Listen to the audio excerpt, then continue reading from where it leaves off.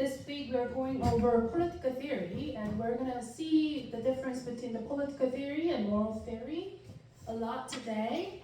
But just to recap, the John Rawls theory of justice was very, very important. So what was the original position? I wanted you to remember 3 concepts. So in making the distributive fairness, like how can we distribute the wealth or resources fairly for everybody, we have to think from the original position. And original position is basically getting rid of all the backgrounds, the family background or like township or like nationality, all these backgrounds from every individual, and think, what would be the best way to distribute the resources. So that was the concept of original position, and it's basically doing this is the veil of ignorance. Oh.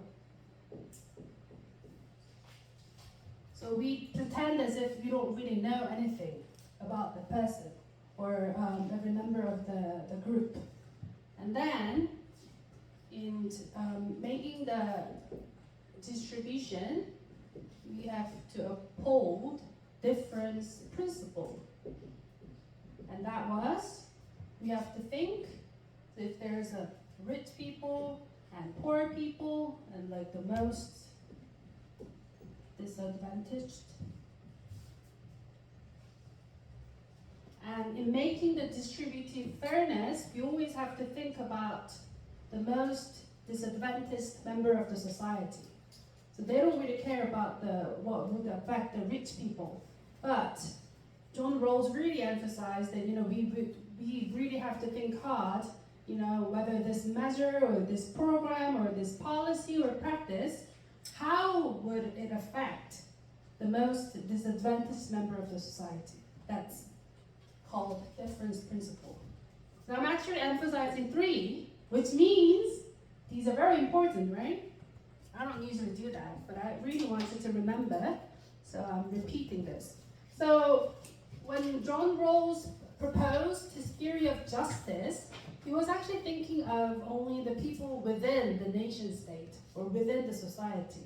So he wasn't really thinking about like global ethics or like global scope, but a lot of the ethicists or a lot of the practitioners and like philosophers, they were attracted to John Rawls' theory.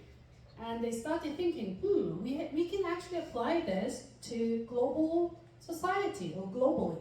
So a lot of other theories actually have applied his theory of justice to global scale. And we're going to see how it's been converted into a global sort of ethical theory.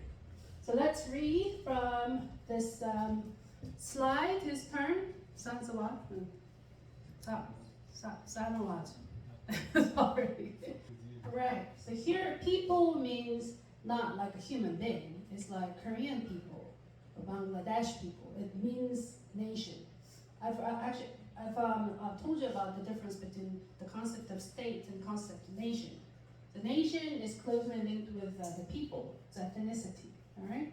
So here, John Rawls basically say that the Korean people or Bangladesh people, Uzbek people, they have, like all human beings are entitled to freedom. Like we talked about the basic freedom, like freedom of speech, freedom of thought, freedom of property, freedom of to own property. All these basic liberties have been given to every human being. But for people, for nation state, they are given the independence. So it's actually it's important to see the distinction. So he emphasized that they're independent. So the borders should be respected, and also, they have to observe treaties. So that there are various treaties like commercial treaties or peace treaties, like various treaties that govern the relations among the nation states. So he's basically saying that so we have to respect those international treaties. All right, and then also non-intervention. What do you mean by non-intervention? What do you mean by intervene? You interfere with the domestic affairs of a different nation. So non-intervention means basically the sovereignty of each nation state should be respected, right? So if there is something, like morally sort of wrong, first of all, it's the leaders or it's the people of that nation state to handle those matters. It's not the foreigners who have to intervene. So this principle of non-intervention is very important in international relations. But it's saying that, we have to respect, the sovereignty of the nation. And also self-defense. Each nation state is entitled to defend their own people, So for self-defense, we can have our army, and we can have our military strength increased, but basically for, in order to have a war, the third purpose of the war is for the self-defense. So you're not supposed to attack the other nations. So if you see principles of global ethics as proposed by other theories applying the Rawls theory of justice is actually quite different. It's quite different from what he originally proposed. And we're going to see why. Okay, so John Rawls and global justice. I really emphasize that this argument is not from his. A lot of other philosophers or a lot of other people, they really liked John Rawls' theory. So they tried to apply his theory to global ethics. And that's how it's been applied. Okay? Okay. The next. Yep. Rawls limited global justice. Despite inspiring contemporary theories of global justice, Rawls' own principles of justice apply only domestically and not globally. Right. International justice and human rights. In his later work, The Role of Peoples, Rawls argues that international justice focuses on respecting a minimal set of human rights rather than applying his two principles of justice globally. Right. Society of peoples. Rawls views the global ethical realm as a society of peoples, where moral considerations are directed at peoples, states, rather than individuals. Conflict with cosmopolitanism. This state-centered approach conflicts with cosmopolitan principles that emphasize equal moral worth for all individuals and view borders as morally irrelevant. Right. Separate principles for global governance. Rawls offers a different set of 8 principles for international order, which are state-centered and differ from his domestic principles of justice. Right. So we just went over the 8 principles of John Rawls' theory applied globally, but it's actually not what he has proposed. Right? So as you can see, his theory of justice is meant to be applied only domestically, not globally. And he basically, I told you last time or the week before that there are various kinds of cosmopolitanism, right? So there's a strong cosmopolitanism which says that all the moral principles should apply globally to every human being in the globe. Whereas weak cosmopolitanism, they say that there are certain rules or rights or principles, a minimal set of rights or the what do you call it, the principles, moral principles that should be respected and applied globally. So this was a weak cosmopolitanism. And his basis, his theory can be considered as a weak cosmopolitanism because he says, he basically says we have to respect a minimal set of human rights. But again, his emphasis on the people. Here, people is different from individual. How are they different? How is people different from individual?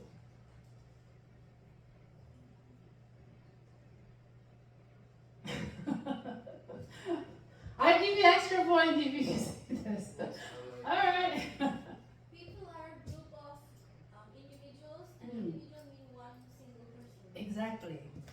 Right, so Uzbek people, Bangladesh people. All right, so your name was? Rizwana. All right, extra point. actually told you this because this is very important. We will learn about a state of society, a society of states approach, and it's linked with a state of a society of peoples with a society of states. So just to recap, there's a nation versus state, right? So nation concept, this focuses on ethnicity, right? Language, what else? Culture, right? So if you say you have a common ethnicity, common language, and culture, you're called one nation, right? So like Korean people living in Uzbekistan, they're having one nation with the Korean people here. But state is more like a political system. So constitution, what else, like political system, such as voting. Right, so if they have a sort of the same legal and political system, and it says that it's a one state. So there is a Korean state, there is a Uzbekistan state, right? So there's a distinction here, right? So when Rawls say that it's a society of peoples, is emphasizing the nation, people. So people is linked with, as a concept, with the nation, all right? So he says, okay, if you want to apply my theory of justice, then you can apply this to each people.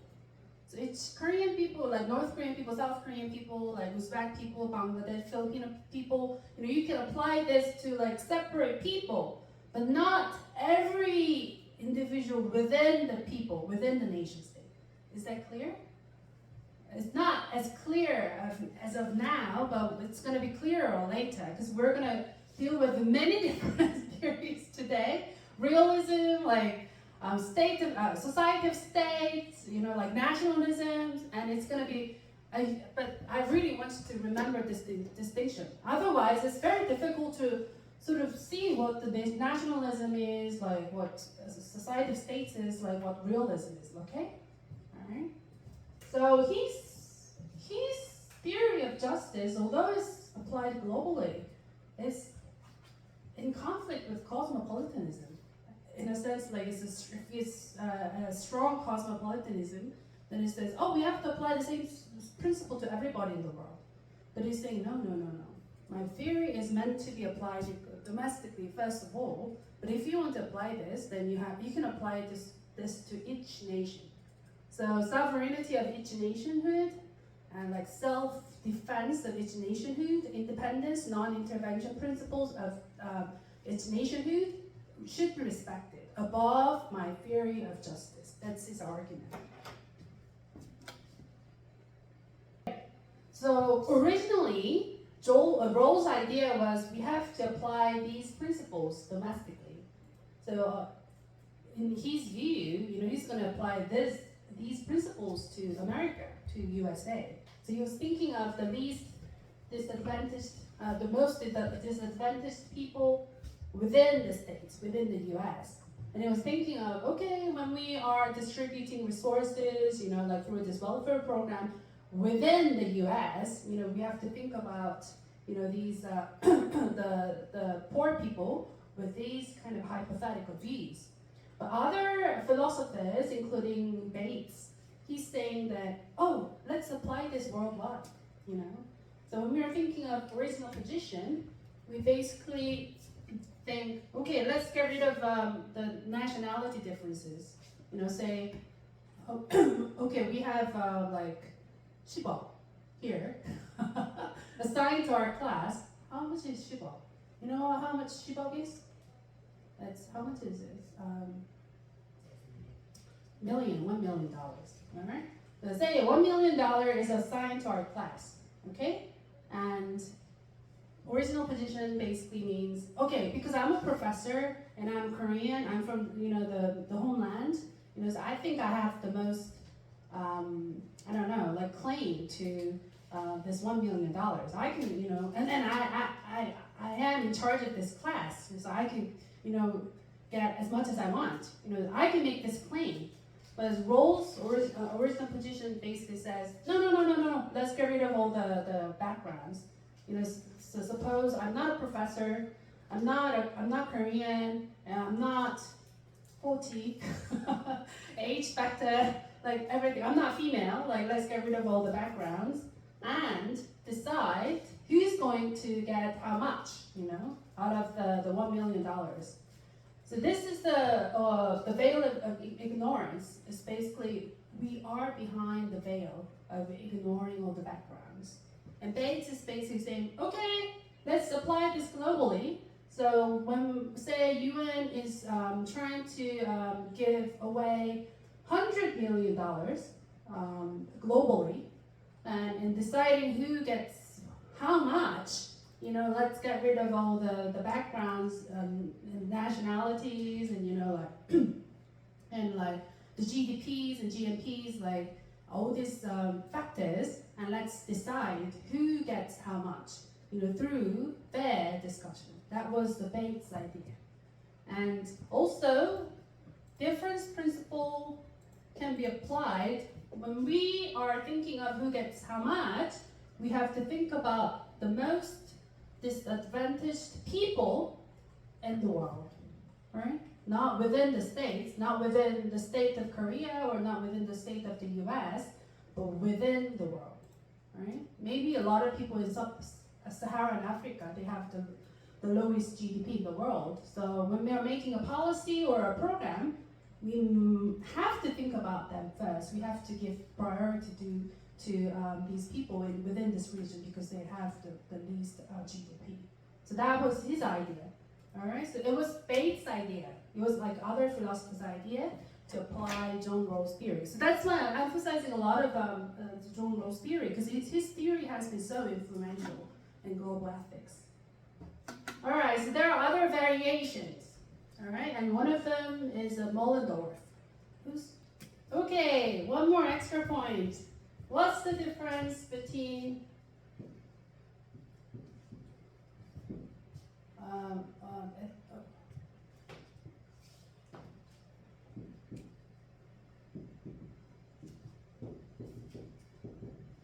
versus moral relations versus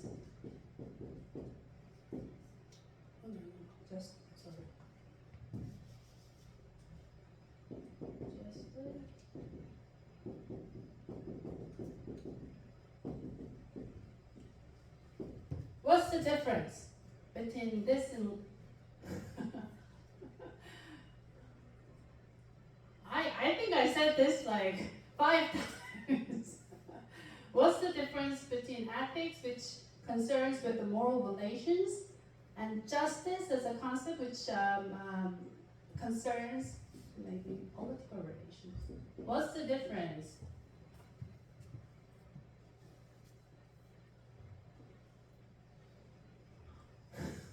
You know the answer. You can raise your hand. I'm not sure. Oh, you're not sure? Who else? Me too. Hattie? You're not. Oh, you can just speak. Political relation, political decision always makes for the state, and moral likes for basically humans. Oh yeah.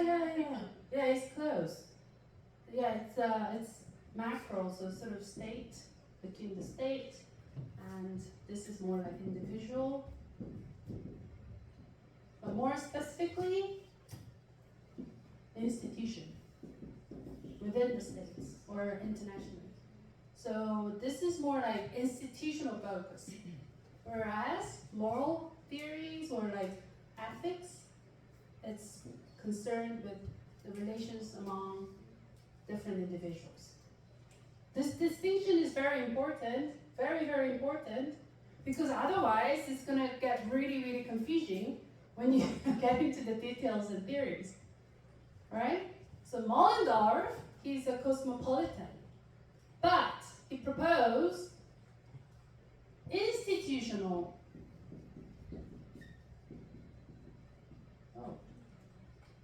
cosmopolitanism.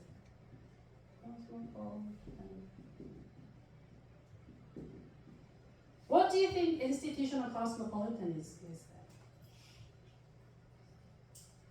then? Anybody?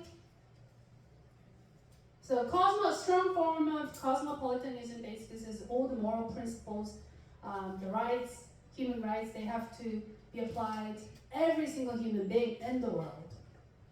Whereas institutional cosmopolitanism, it has a main focus on the relations among the institutions and the dynamics within the institutions. So what do you mean by institution? Institution is like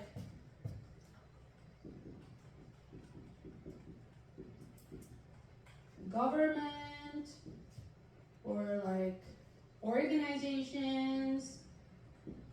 What else? NGOs. Yeah, NGOs are included in organizations, and also like rules and regulation. This rules, regulation. Yeah, legal. This is called the legal institution.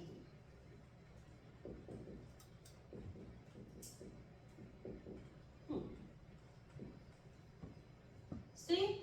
So institutional cosmopolitanism is basically saying that, okay, in proposing a theory of justice or in applying certain rules or like certain principles, like moral principles, we have to focus on how institutions work.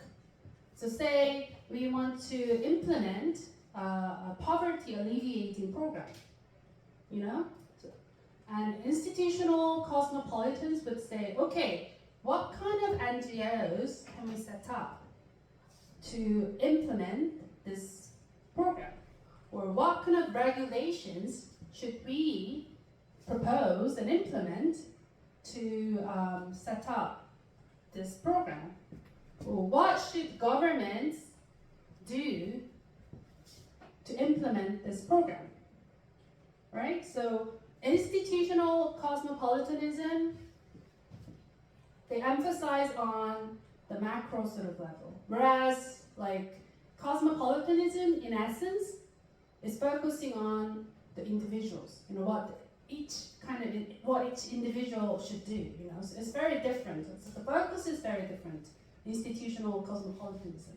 So Mollendorf is saying, all right, okay, all the talks and, you know, all the words about, you know, like these abstract words, philosophical words, you know, very, very good, you know, it can be set as an ideal, but we have to see more of how it works on the ground level. And for that, we have to see how institutions work. Is that clear? Clear, everybody? All right, but this is gonna get more confusing. Okay? So today is very brainy, so you have to follow me very well. And if you can't get, then you have to ask me a lot of questions, okay? Right, okay, so Mollendorf's claim, who's next? Right, so I told you that justice about the state, is like political system, is about institutions, right? So Mollendorf's focus was on justice, right? So global justice. And saying, okay, in order for us to have global duties of justice, it's not about ethics, you know, which is about the individual. You know, we have to have a good global association. And when he was proposing this idea, his focus was more on like financial and economic side. You know, so a lot of the relations among the states, they're made because of trade, right? If we have a trade, then we tend to have, you know, we tend to form a good relation with the other states in trade, right? And there are a lot of peace theories, a lot of like peace studies, a lot of like global ethics theories, they have been developed since the last century because of a global trade. There has been a huge increase in global trade. And states before then, they were just concerned domestically. But once state is starting to have a global trade with the other countries, say like the UK had enormous global trade from India. So they started being concerned with how they can have a good relations with the Indian state, with the Indian people. And then they were like starting to think about what would be the nice way, like what would be the global justice in dealing with them. All these theories have been developed out of the historical background and the increase of the global trade. And it's basically saying, okay, global duties of justice is very important, and in order to have this in the real reality on the grounds, then we have to have a fair global associations. So like institutions like, I don't know if it's not very fair. What else? WTO is, they claim that they're fair, but they're actually not if you go into the details. But he's saying, okay, let's have a NGO. Okay, Oxfam. Have you ever heard about Oxfam? It's a British NGO. They are the first NGO who proposed this concept of a fair trade. There's a lot of coffee trade, right? A lot of coffee is being imported from the African countries and Asian countries, and they're being exported to a lot of different countries in the West, and the coffee beans are bought very cheap, but then when they're converted, when they're traded into all these rich countries in the West, it's very, very expensive, so how can we address this gap, and we're actually, for our case study today, we're looking into the selling of body parts. There's a huge trade in the body parts, okay? And there's a great imbalance between, the price they pay for buying the organs from the developing countries, and when they sell the organs in the developed countries, there's a huge gap, So how can we address this gap fairly, and how can we address this process, So these are very important questions. And Mollendorf's, I like Mollendorf because, if you just see all these theories, they're very abstract and, they're up in the air. But Mollendorf's institutional cosmopolitanism, he actually brought the view back to the ground. So he's saying, okay, we have to have a very, very fair global association. We have to have a very fair institution like NGOs, like government, you have to have a very good institutional scheme to implement certain policies very fair. And we have to look into what's being done on the ground, okay? We only have gone 1/3. Today is very theoretical, okay? Okay, so there's another person who proposed interactional cosmopolitanism. Okay, so who's next? Right. So Pott, he's another philosopher. He proposed interactional cosmopolitanism. Interactional cosmopolitanism. What do you mean by interactional? Anybody? Interaction. Yeah, I'm interacting with you guys, right? So it's an interaction. It's like the dynamic among different people, right? So interactional cosmopolitanism focuses on interactions between people, like human beings, So he's saying that, okay, Mollendorf, you're very good to propose institutional cosmopolitanism. So it's very good that you have to have a good institution to implement a fair policy and practice, but that's not enough. We have to see the interactions among the institutions and among the individuals and between individuals and institutions. And he was basically saying, okay, we have a lot of wealthy people. It's like, I don't really know the exact statistics, but I heard that the richest 1% of the world, they possess more than 90% of the whole wealth in the world, right? So we have to do something with this very wealthy people in the world, like human individuals. It's not enough for them just to sit down, okay, you do something for the poor people, the least advantaged people in the world, or domestically, that's good.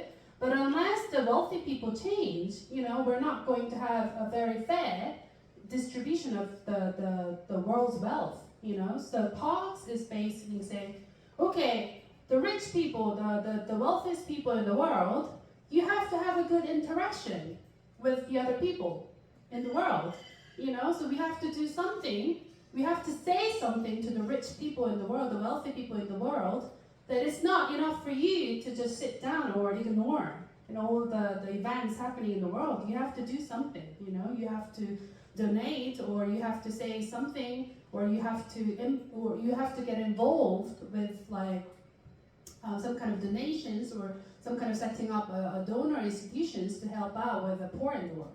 So that's why Paul saying he proposed this concept to say something to the rich people. Does that make sense?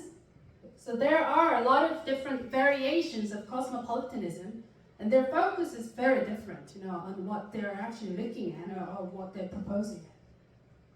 Okay, so this has been the cosmopolitanism. John Rawls' theory originally was not meant to be applied globally, but other people applied it. So John Rawls' theory has been applied as weak cosmopolitanism, and there are other philosophers. Most notably, we've covered Mollendorf's institutional cosmopolitanism and Park's interactional cosmopolitanism. So they are the variation of the cosmopolitanism. And cosmopolitanism is one of the most influential theories in global ethics. So that's why we've covered a lot on the cosmopolitanism. And from now on, this is kind of like an opposite side of the cosmopolitanism. All right? So when we're talking about global justice, the cosmopolitans are we have to have a global kind of scheme, we have to uphold the ideals of the global justice. Whereas the theories from now on, they're sort of in the opposite side. So let's see what they're saying. Right. So society of states approach is basically the basic unit to see the relations is the state. All right. When we say society, we normally think about society composed of different individuals, right? But then here, society, the basic unit of the society or the group, social group, is the state, right? Oh, I got rid of the nation and state. The state is different from nation, okay? So society of states approach basically say, okay, the basic unit of all the relations is the state. And what are the values which are the most important within the society of states? Then, first of all, it's the independence of each state. Second, independence of each state is related with sovereignty. Oh, it's difficult. Is it right? Sovereignty of state. And was it self-defense, or what was the third? Non-intervention, right?